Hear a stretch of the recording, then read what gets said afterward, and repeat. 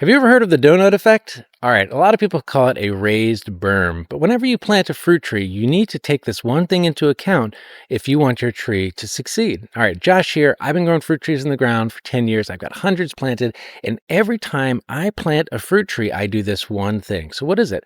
I create what's called a donut. Think of a flat surface and you lay an inner tube or a donut on top of it. It's going to create a little bit of a raised area with a small depression in the middle. And what that does is that allows three things.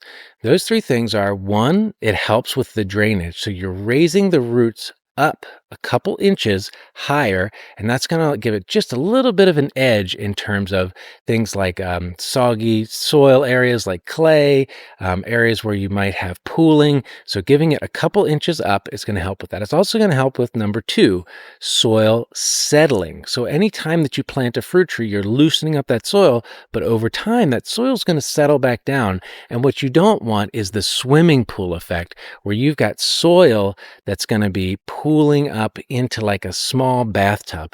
So by doing that, you're going to help with that drainage. You're going to help with settling of that soil. So that's another reason to do what I like to call the donut.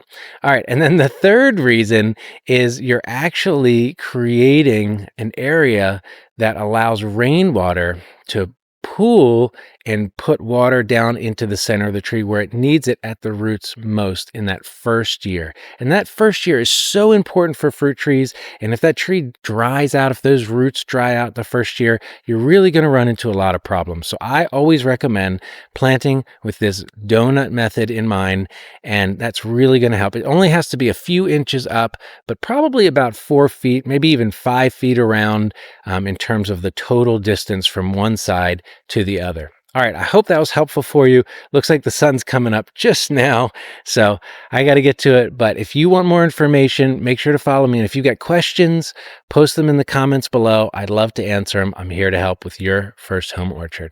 All right, see you in the next video.